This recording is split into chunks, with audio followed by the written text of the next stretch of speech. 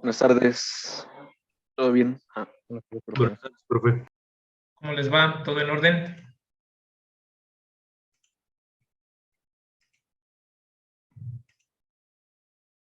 Sí, profe, todo bien. Vale.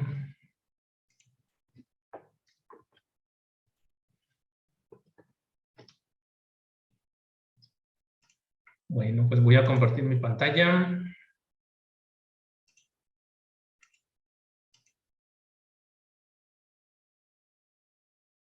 Ahí pueden ver mi pantalla, chicos. Sí, profe.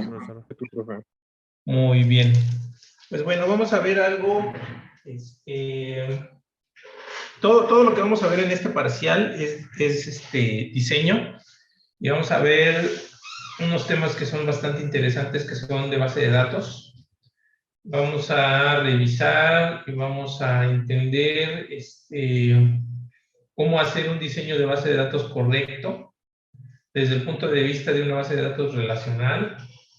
Y vamos a llegar hasta la parte de interfaces, es decir, las pantallas que nuestro programa o nuestro software deberá tener para que lo vayan contemplando y lo vayan trabajando conforme se va avanzando. ¿Vale? En esta semana pues vamos a adquirir las bases para poderlo hacer. Entonces vamos a ver algo que se llaman las reglas de code, pero aterrizándolo desde un manejador de base de datos. Es decir, si ustedes van a hacer un programa que sirva como manejador de base de datos, debe de cumplir con al menos 10 u 11 reglas de las que nosotros vamos a estar mencionando aquí. En total son 12, ¿vale? Entonces vamos a ver las reglas de code aplicadas al SQL Server. Bien, para empezar, ¿qué es un sistema manejador de base de datos? Y bueno, vamos a entenderlo como todo ese conjunto de programas que permiten el control de acceso, la manipulación y control de datos de una base de datos, ¿vale? Las siglas RDBMS significan Relational Database Microsoft System. La R es de relacional. Cabe señalar que no todas las bases de datos son relacionales. Hay algunas que son independientes y se manejan como si fueran archivos totalmente. Bien, ¿qué ventajas tiene el hecho de manejar un sistema manejador de base de datos? Bueno, pues principalmente tienen que se vuelve práctico porque además de que tenemos toda una administración a través de un lenguaje SQL, ¿sí? SQL es un lenguaje de consultas, tal cual. Adicionalmente, pues, este manejador de base de datos SQL Server, pues tiene una interfaz gráfica, entonces nos permite manejar con facilidad la información. También nos permite, pues, cuidar la integridad de los datos. ¿Por qué integridad de los datos? Porque al hacer una base de datos relacional, algo que cuidan es que los datos no sean redundantes, ¿vale? ¿Esto qué quiere decir? Que no se estén duplicando la información. Seguridad, bueno, pues con el control de accesos, y además lo podemos hacer tanto a nivel de base de datos, y además con permisos, pueden ser permisos de lectura, de escritura o incluso de manipulación, ya sea de la estructura de la base de datos o de la información. Y también la concurrencia, ¿qué son la concurrencia? Pues son las conexiones que nosotros vamos a tener hacia nuestro sistema manejador de base de datos. Y ahí, pues con los datos, pues estos, cómo están interactuando hacia las aplicaciones que nosotros estemos revisando. ¿Vale? Los datos se almacenan con mínima redundancia, es decir, que se repiten muy poco, no es necesario porque las relaciones nos permiten establecer esos vínculos y además pues podemos hacer consultas relacionales que nos van a permitir ese trabajo con esa información. y también que las aplicaciones son totalmente independientes al almacenamiento físico de los datos, es decir, podemos tener la aplicación en un lado y la base de datos en otro, y los archivos donde estemos guardando la información en otra parte. ¿Y en qué características tiene? Bueno, para esto básicamente existen varias versiones. La Express, que es la que nosotros vamos a estar trabajando, que es la versión gratuita. También hay una versión estándar, una versión Enterprise, una que es de negocios. Y bueno, ya recientemente pues también podemos manejar bases de datos como servicios, o a nivel de la nube también podemos manejar servidores de bases de datos, ya sea en un VPS o algo parecido, ¿verdad? Entonces, pues básicamente, pues permite pues toda esa manipulación. Y bueno, pues que vamos a tener pues mucha funcionalidad, ¿vale? Y vamos a evaluar. Aquí vamos a ver la primera regla, que sería una pantalla de SQL, en este caso es del 2005, pero no cambia mucho con respecto a las recientes versiones. Sí cambian la parte de performance, sí cambian la parte de algunos tipos de datos, pero lo demás se sigue manejando igual. La primera regla es la regla de información, y aquí nos está diciendo que toda información en una base de datos relacional está representada explícitamente en un nivel lógico, en una forma determinada por tablas. ¿Esto qué quiere decir? Recordemos que las tablas al final del día nos van a representar entidades, es decir, como si fueran objetos. Una entidad es el nombre formal a nivel de base de datos, ¿sí? Cuando nosotros nombramos una clase, por ejemplo, en programación de C++, un objeto, pues le ponemos el nombre de la clase, a lo mejor con puras minúsculas, o le ponemos un nombre de un objeto, tal cual. Entonces allí, pues ya ese objeto es como si nosotros estuviéramos hablando de un registro en una tabla, ¿vale? ¿Qué es lo que queremos decir? Cuando nosotros lo guardamos a nivel lógico, lo podemos expresar con un valor. Si se dan cuenta, aquí nosotros tenemos nombres de la tabla y luego tenemos datos. Entonces, cuando nosotros empezamos a manipular y a guardar la información, imaginemos como un Excel, y dentro de ese Excel vamos a ir guardando a nivel de registros los datos. Y en la primera fila, pues van a quedar los encabezados, que serían el nombre de los campos. ¿Vale? Entonces, la primera regla sí la cumple. Así.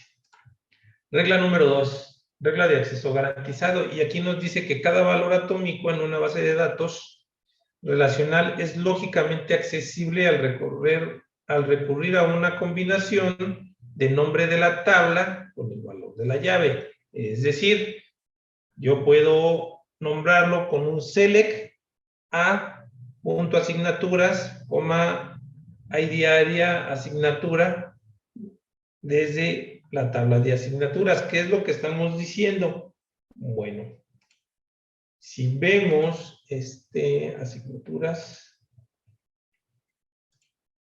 asignaturas, y vemos aquí, en esta tabla, estamos teniendo ID área, ID asignatura, la asignatura, tal cual. Entonces tiene un conjunto de datos, ¿vale? Que son los que nosotros podemos revisar. Si vemos aquí hay asignatura, opción y ID área y ID de la asignatura. Y aquí tenemos ID área, la asignatura y pues las asignaturas correspondientes, ¿no?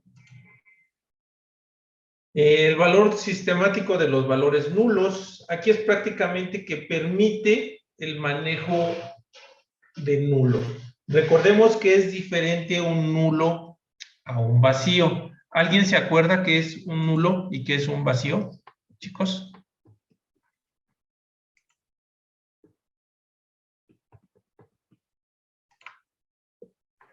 Me parece que el valor vacío todavía se le podrían agregar diferentes valores y el valor nulo, creo que ese ya no se le podría cambiar de variable, que ya se mantenía como una constante, me parece.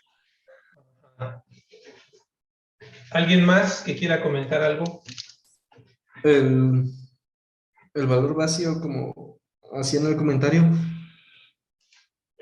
No, el nulo iba a ser aquel que no se le iba a poder modificar, va a ser muchas modificaciones a este mismo. Y el void era que no iba a tener, no iba a regresar ningún tipo de valor, ¿no? ¿Alguien más? El nulo era cuando no se podía asignar un valor y el vacío, pues, es un dato, ¿no?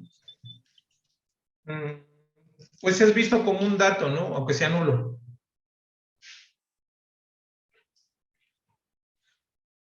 Pero entonces, ¿cuál es la diferencia entre un nulo y un vacío?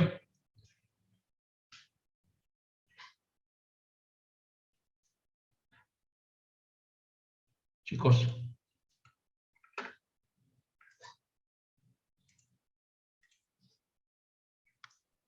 Me ¿No? acuerdo que una característica del valor nulo es de que como tal su valor estaba desconocido, o sea, no, como tal, no Carece estaba de como que valor. definido. Ajá, carece de un valor.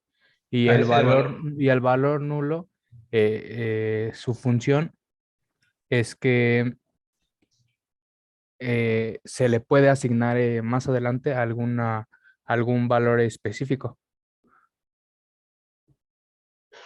Algo así, bueno, tengo yo por entendido. Ujú. El Bueno, ahí va. nulo, Ahí va, fíjense bien, pongan mucha atención. Ahorita la escuela, la ESIME, pues están los edificios y pues no hay alumnos ni estudiantes, ¿están de acuerdo? Entonces, pues ahorita podemos decir que la escuela está vacía, ¿sí o no? Sí. Sí, Pero están los edificios, ¿no? Se están cayendo a pedazos, pero están los edificios. ¿Están de acuerdo? Pues sí. sí, sí. Entonces ahí lo que estamos haciendo es que en el espacio donde está la ESIME Zacatenco, estamos ocupando un espacio, pero está vacío. ¿Sí me explicó, chicos? O Sí, sea, profe.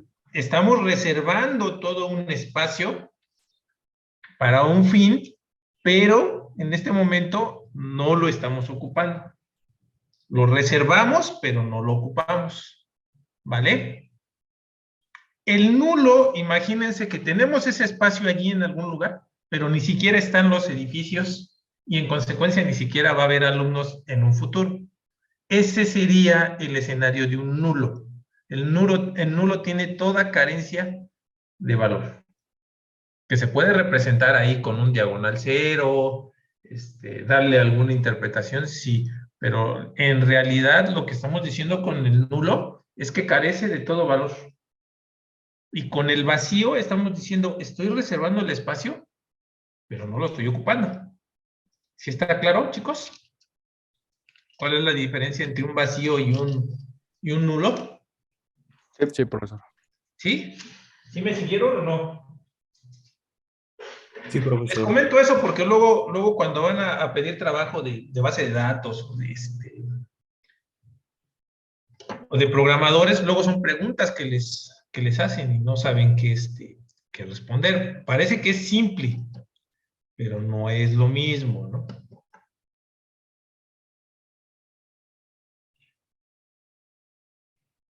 Entonces, bueno, vamos a continuar, ¿no? En el caso de la regla número 3, sí la cumple porque permite manejar los valores nulos. Es decir, que tengan una reservación del espacio. O podemos manejar los espacios aunque no se estén ocupando. ¿Vale? Y como tal, pues se maneja con la palabra nulo. Bien, en la regla número 4, catálogo dinámico. Bien, aquí lo que nos está diciendo es que hay una descripción de base de datos que está representada a nivel lógico. ¿Esto qué me está diciendo?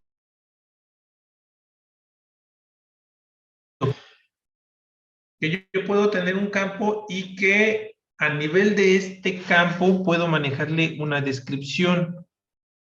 Entonces, ¿de qué me va a servir esto? Pues que yo puedo saber para qué se utiliza dicho campo. ¿Vale? Entonces, con eso, pues yo puedo aplicar las reglas que según vayan a corresponder. Si solamente va a permitir números, pues solamente que me acepten números. Y si son valores del 1 al 10, pues también puedo manejar esas restricciones. La regla 5, una regla de un sublenguaje de datos completo. ¿Esto qué me está diciendo? Que me permite soportar un lenguaje de uso terminal. En este caso estamos hablando del SQL. Y además, no solamente me permite manejar el lenguaje de consultas y de manipulación de datos, sino también yo puedo hacer algo de programación manejando la sintaxis de programación de SQL. Entonces me permite manejar datos, me permite manejar vistas, me permite hacer manipulación, me permite manejar las reglas de integridad y también hacer las transacciones. Cuando decimos transacciones, es a lo mejor una consulta, es a lo mejor una inserción, a lo mejor es un update, ¿vale? Y también me permite hacer un rollback. ¿Qué es el rollback? Que a través del archivo lógico yo pueda regresar a un punto de la base de datos en el cual a lo mejor yo no había introducido ciertos registros o a lo mejor mi información era diferente. Es decir, dejarlo como estaba antes de cierto proceso o de dicha tarea. Entonces, aquí, por ejemplo, si estamos trabajando con una base de datos, en este caso que se llama Norwin, pues decimos use, que es usa la base de datos Norwin, declarando una variable error de tipo entero. Entonces aquí ya le estamos indicando que vamos a usar la base de datos y vamos a declarar una variable. Y acá abajo lo que estamos haciendo es indicándole en dónde está iniciando la transacción. Y acá abajo en el commit estamos indicando que ahí se está insertando o ejecutando la transacción. ¿Vale? Reglas de actualización de vistas. Y aquí todas las vistas que son teóricamente actualizables son también actualizables por el sistema. ¿Qué queremos decir? Que si nosotros hacemos una vista, va a ser totalmente actualizable en donde nosotros podamos accesar a esa vista. Por ejemplo, habrá ocasiones que no necesitemos crear una tabla adicional porque yo a través de consultas puedo hacer relacionar tablas. Al hacer estas relaciones de las tablas, nosotros podemos manejar una vista que es algo virtual. Es como una tabla virtual sobre una tabla que ya existe y sobre esa vista manipular la información, ya sea a través de un update, a través de un delete o a través de una inserción. Entonces también la regla número 7, hacer inserción, delete y update de alto nivel. Entonces aquí me permite hacer inserción de datos, manejar delete con tablas. Recuerden siempre que cuando manejen el delete, chicos, no se les olvide las condiciones, ¿vale? Porque si le dan delete y no le ponen ninguna condición, borran todo el contenido de la tabla, ¿vale? Ahí pongan una nota y pónganlo en rojo, que siempre que manejen delete, siempre manejar las condiciones, ¿vale? Y también con el update, también manejar las condiciones o los criterios que vamos a estar manejando. Entonces, La regla número 7 también la cumple. Independencia de datos físicas. Los programas de aplicación y actividades terminales permanecen afectadas lógicamente cada vez que cualquier cambio sea hecho en representación. Entonces, ¿qué quiere decir? Que yo puedo tener mi información en otro servidor y yo desde mi máquina poderla manipular. ¿Vale? Entonces, podemos tener incluso el motor en un servidor, es decir, el programa de base de datos en un servidor, tener los archivos en otro y mi aplicación en otro servidor. Entonces, los datos como tal son independientes del manejador y pueden ser independientes también de la aplicación. ¿Vale? También la cumple la regla número 9, independencia de datos lógica. Bueno, aquí también aparecen lógicamente cuando haya cambios. Imagínense, hay unas tablas, chicos, a nivel de base de datos, que se llaman master y son de información. Esas tablas que están en ese manejador de base de datos, no las vayan a borrar porque son propias del sistema. Si ustedes borran esas bases de datos que son del sistema, pues pueden corromper el manejador de base de datos. ¿Vale?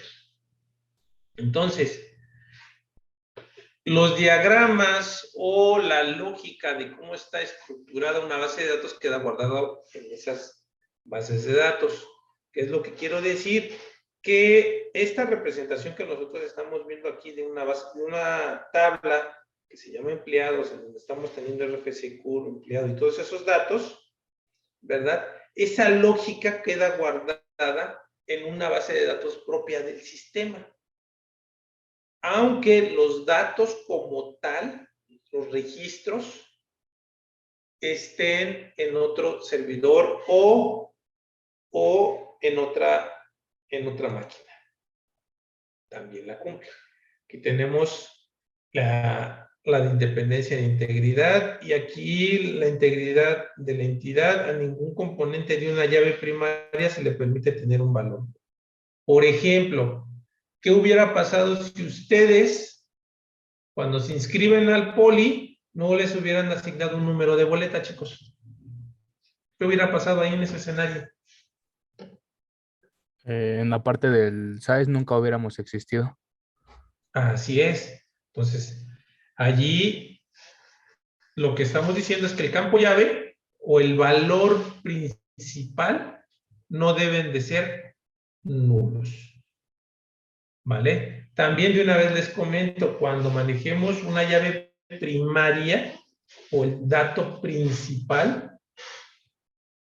no debe de tener caracteres especiales ni espacios, ni caracteres de tipo extendido. Por ejemplo, ¿alguien ha visto una ñ en un RFC o en un CURP? Chicos. Creo que no.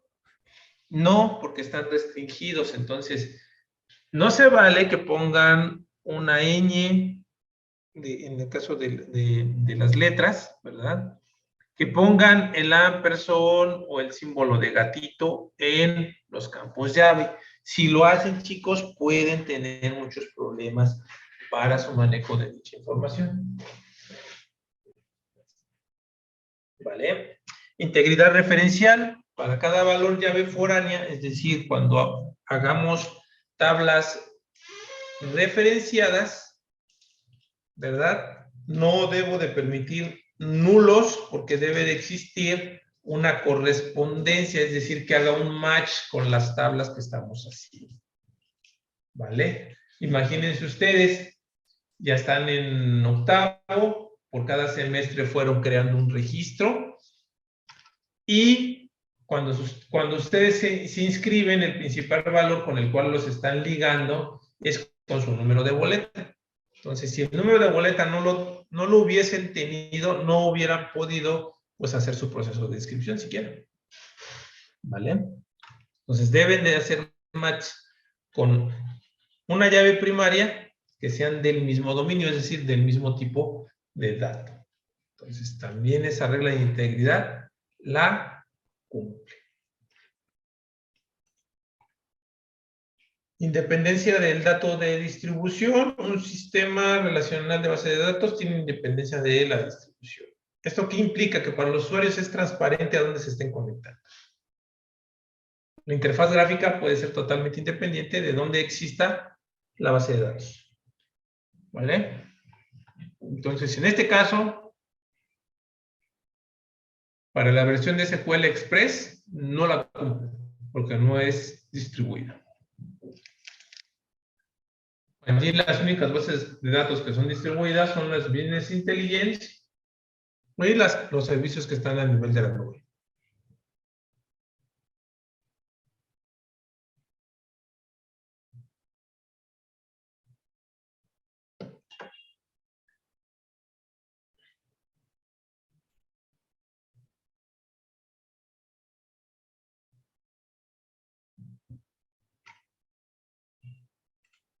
Y la regla número 12, la regla de no subversión, un sistema que ofrece una interfaz de bajo nivel, registro por registro, no puede ser utilizada para subvertir un sistema pasando por alto una restricción relacional. En este caso, puede ser una regla de integridad.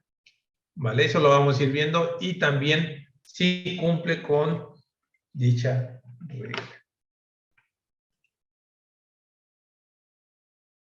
Bueno, aquí está viendo que sí cumple. Y el resultado de la evaluación es que cumple con 11 de las 12 reglas. Bien, chicos, ¿hasta aquí alguna pregunta? No, profesor. No, profesor. ¿Seguros? Bueno, entonces vamos a seguirle avanzando.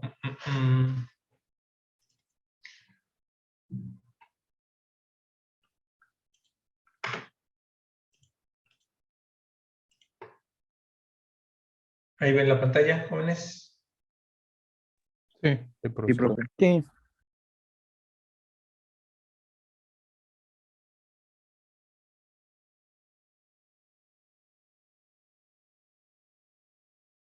Bien, entonces ahorita vamos a hablar de lo que compone un motor de SQL Server.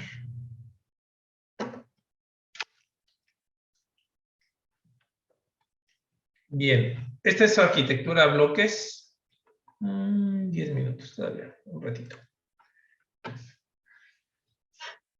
De un SQL Server. Si observamos aquí, tenemos nuestras conexiones hacia nuestro servidor. Imaginemos que este cuadro que está en gris es nuestro servidor de SQL Server, que en este caso pues es una representación de 2008. No ha variado mucho con respecto al 2021, 2022 o 2019. Sigue siendo prácticamente lo mismo. Van mejorando algunas situaciones de performance. Tenemos la parte de los clientes. Tenemos la parte de otros servidores. Y este nos hace la conexión. Si observan, tenemos la parte de las librerías.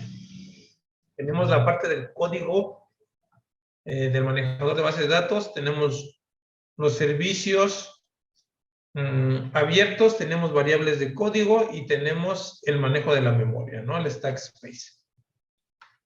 Aquí abajo tenemos las bases de datos que les digo que bajo ninguna circunstancia ustedes vayan a querer eliminar. No se les vaya a ocurrir ni borrar la base de datos TEM, ni la master, ni la de resource, ni la de model. ¿Por qué? Porque en esta información se guardan datos propios del uso del sistema y también propios del diseño y de los programas de las bases de datos que nosotros estemos haciendo. ¿Vale?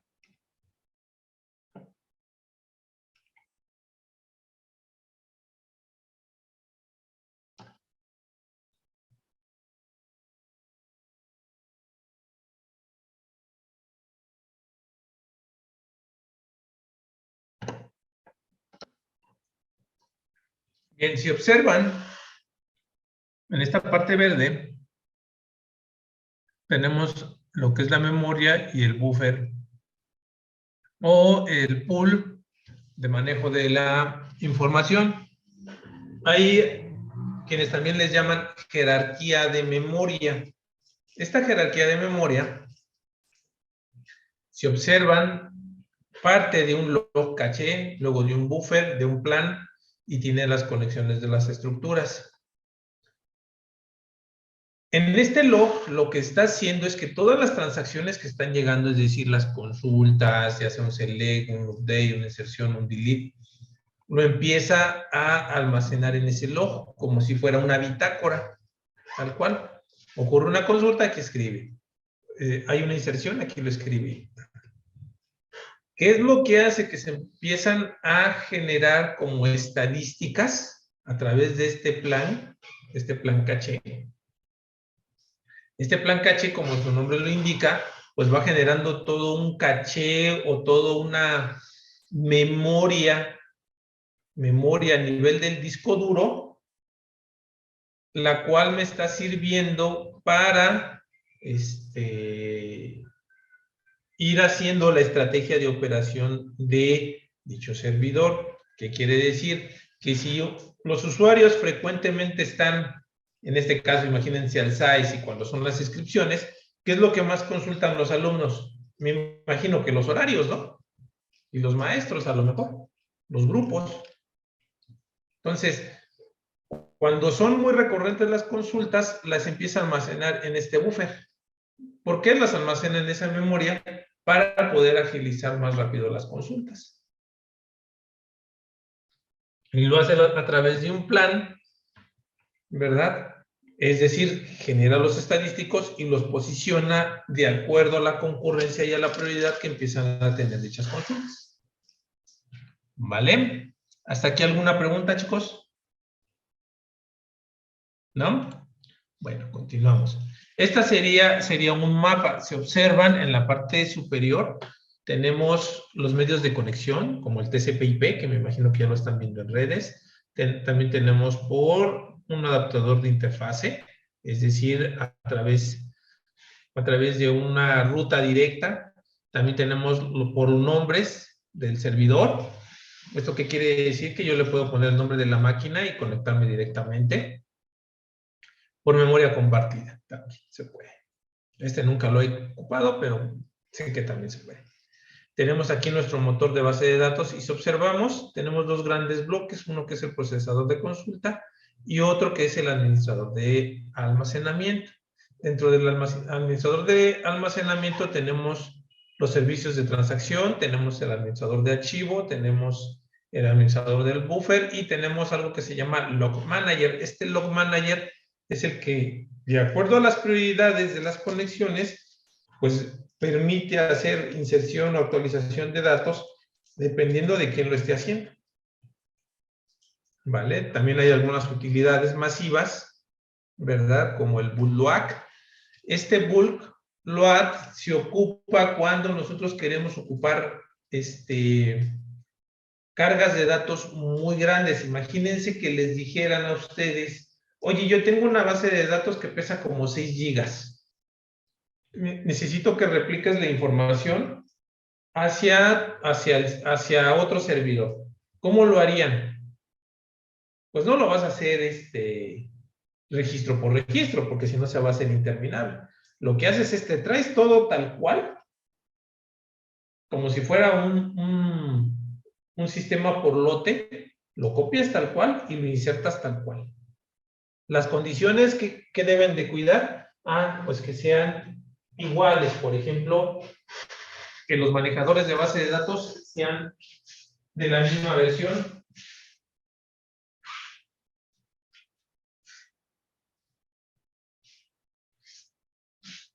Que sean de la misma versión, que estén en el mismo lenguaje los manejadores de base de datos. Nada de que uno está en inglés y otro está en español, si no luego van a tener conflictos. Tenemos aquí también algunas cosas que nos sirven para el motor de base de datos, como los índices, la parte de las tablas, las transacciones, los triggers, que son los disparadores, es decir, cuando yo guarde un dato en tal lugar, pues también lo pueda yo ocupar. Tenemos nuestro lenguaje de transacción, tenemos los procedimientos almacenados que nos pueden servir y tenemos todo el lenguaje común para poderlo ejecutar, el Common Language Runtime de SQL. Y aquí tenemos un procesador de consultas. Si observamos, pues aquí lo primero que hace es, hace un parseo, es decir, revisa que la sintaxis esté correcta. Luego hace una optimización, hace una administración de las consultas, administro la base de datos de acuerdo a las consultas que estamos teniendo y hago la ejecución. Esto es muy parecido al proceso cuando nosotros estamos compilando, perdón, cuando hacemos un programa y hacemos la compilación, lo primero que hacemos pues es ese parseo, es esa revisión o ese debug. Ya una vez que vemos que no hay problemas con el compilador a nivel del lenguaje, lo que sigue es probar y ejecutar. ¿Vale? Y en la parte de abajo tenemos la interfaz de aplicación del sistema operativo del lenguaje SQL Server. Y aquí tenemos la parte de sincronización de servicios, tenemos las tareas programadas, tenemos el pool, cómo está manejándose. Algo que nos sirve a nivel de base de datos es que en SQL, pues yo puedo incluso asignar recursos de memoria o incluso manejar procesadores. Yo le puedo decir a mi manejador de base de datos, si yo tengo un procesador de, o mejor dicho, 2 o 3 procesadores, puedo destinarle uno. Puedo destinarle uno o más, ¿verdad? Tenemos el administrador de escritura y lectura. Tenemos todo ese tratamiento de trabajo, ¿verdad? Que son los monitores, el monitor de cuándo debo de matar una conexión, cuándo no. Si estamos escribiendo de manera subsecuente a algo que yo estuve mandando. Es decir, cuando yo mando la información de inserción, muchas veces al servidor no le alcanzan los recursos. Entonces, lo que hace es como meterlos en una pila y conforme va procesando en esa pila, los va ejecutando. También tiene el monitor de agenda, es decir, yo puedo ejecutar tareas a una cierta hora y en cierto día. ¿Vale? Tenemos el administrador de memoria y el Common Language Runtime. ¿Hasta aquí alguna pregunta?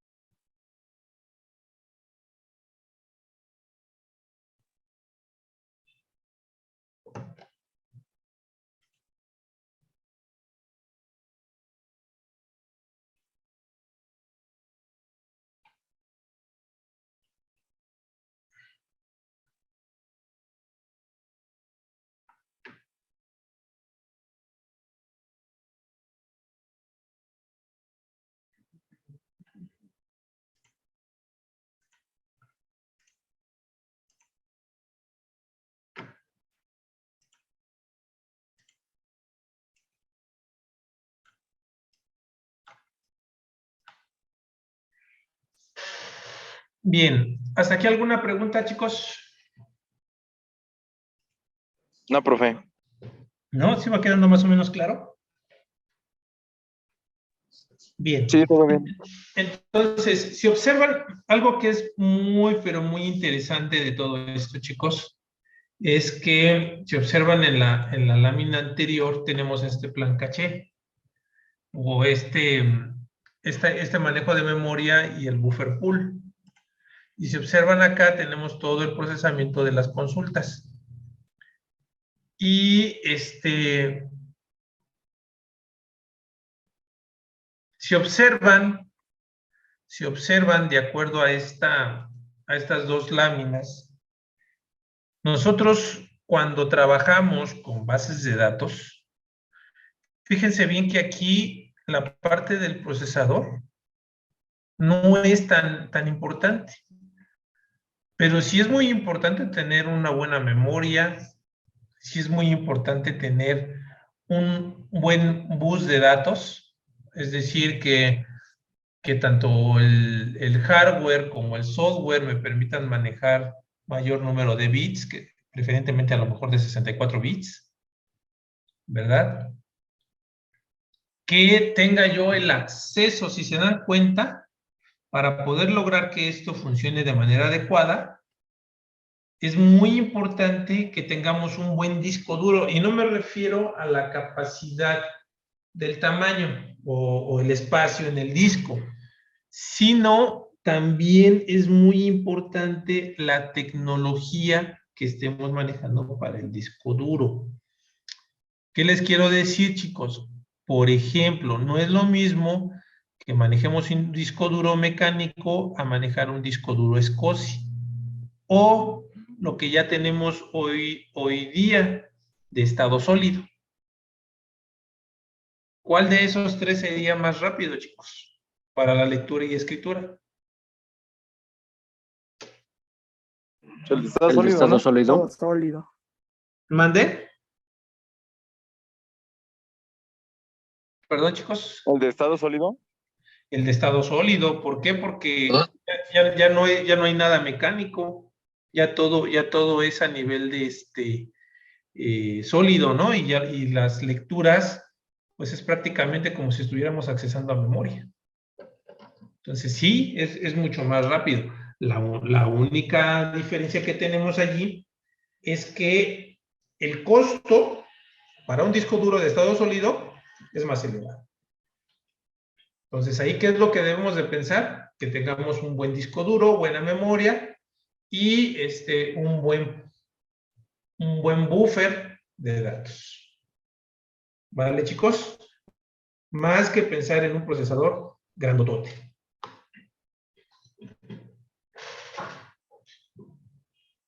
¿Vale?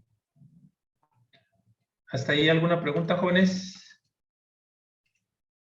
No, profe. ¿No?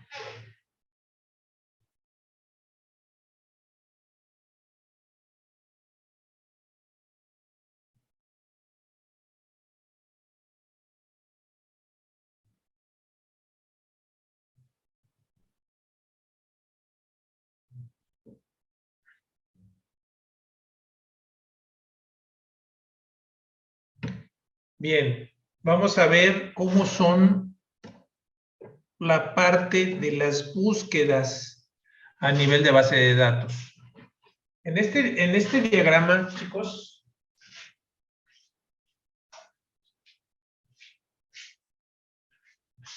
en este diagrama, si observamos, tenemos algo, ¿verdad?, que se llama SQL Server. Propiamente esto viene siendo del motor. Aquí nosotros tenemos nuestro procesador de consultas, que es lo que tenemos de la lámina anterior, del parseo de las consultas, ver que todo esté correcto a partir de lo que manda el cliente, ¿verdad? Hace la compilación y después hace la ejecución. Algo que se vuelve muy interesante es que tenemos un catálogo de texto que nos maneja unos índices. Ustedes recordarán por ahí de tercer semestre cuando vieron estructuras y base de datos, o mejor dicho, listas enlazadas. Había un tema que se llamaban árboles. ¿Sí lo recuerdan, jóvenes? Sí. ¿Y qué recuerdan de árboles?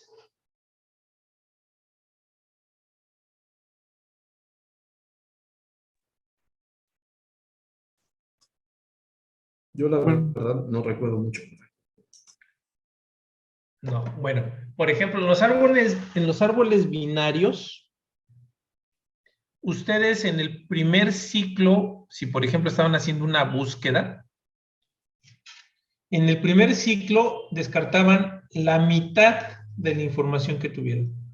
Y en el siguiente ciclo de la mitad que les quedaba, estaban descartando otra mitad, es decir, un 25%. Entonces, si se dan cuenta, en 2 ciclos ya descartaron un 75% de un total de la información.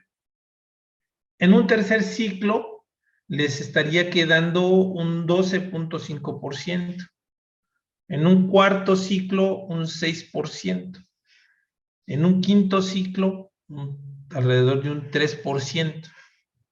Entonces, si se dan cuenta, chicos, en pocos ciclos de búsqueda, exagerando, ustedes pueden localizar su dato. Lo mismo sucede en este índice. Imagínense que tienen un libro de 800 páginas. No se van a ir buscando el tema o el tópico página por página. ¿O sí lo van a hacer, chicos? Lo que hacen es que se van al índice. Y en ese índice, ven, checan, aquí está el tema y se van a la página tal. Eso es lo que hace que estas búsquedas funcionen de una manera muy óptima. ¿Por qué? Porque ya tienen un índice de texto completo y tienen un indizador. De aquí, en este indizador, hace una lista de palabras irrelevantes. ¿Han visto cómo funciona Google, chicos? De las palabras irrelevantes. Por ejemplo, si escriben zapato de piel, ¿cuál sería la palabra irrelevante? Piel, ¿no? D. De. La palabra irrelevante es de, porque no me está significando nada. Pero zapato sí me representa y piel sí me está representando. Entonces, allí la palabra irrelevante es el de, el los, las, ¿verdad? Todas esas palabras, pues yo las pongo dentro de un catálogo de textos y las meto como esas palabras irrelevantes. ¿Para qué? Para que las descarte, porque realmente no me van a significar nada. También podemos tener un diccionario de sinónimos. ¿Esto qué quiere decir? Que si yo busco televisión, por ejemplo, y a lo mejor yo lo interpreto como pantalla, que también vaya y me busque las pantallas. Entonces también lo puedo manejar dentro de esto. Tenemos nuestras tablas de usuarios, tenemos nuestros procesos y tenemos la administración de los filtros. Y aquí en los filtros, pues tenemos la parte de las memorias compartidas y tenemos los datos que se van a estar indexando. Tenemos aquí las solicitudes que se van a ir fragmentando, como les comentaba acá hace ratito con el árbol binario, es decir, en 4 o 5 ciclos, cuando mucho, yo ya encontré lo que estaba buscando. Entonces, imagínense si yo tengo 1,000,000 de registros, que yo en 3 o 4 ciclos pueda encontrar lo que estoy buscando, pues estoy hablando de nanosegundos. Entonces, por eso es que las búsquedas se vuelven muy rápidas. Al menos con SQL Server. ¿Vale?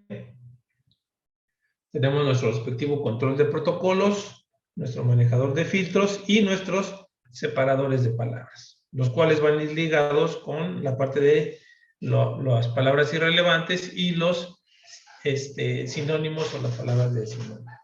Por ejemplo, hay en algunos lugares que pelota y balón, pues es lo mismo. O carro, auto y coche es exactamente lo mismo. Entonces, si yo busco por cualquiera de las tres, me debería de traer lo que yo estuviera buscando. ¿Vale, chicos? ¿Hasta aquí alguna pregunta, jóvenes?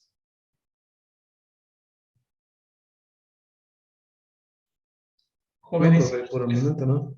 No, profe. No, profe. ¿No? ¿Seguros? Bueno. No muy seguro, pero pues ya veremos después.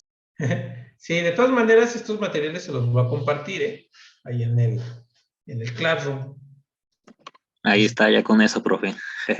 Vale, entonces, si no hay más preguntas, mañana continuamos. No es cierto, mañana no, ¿cuándo nos toca? El jueves. El jueves. Vamos a estar viendo lo que son,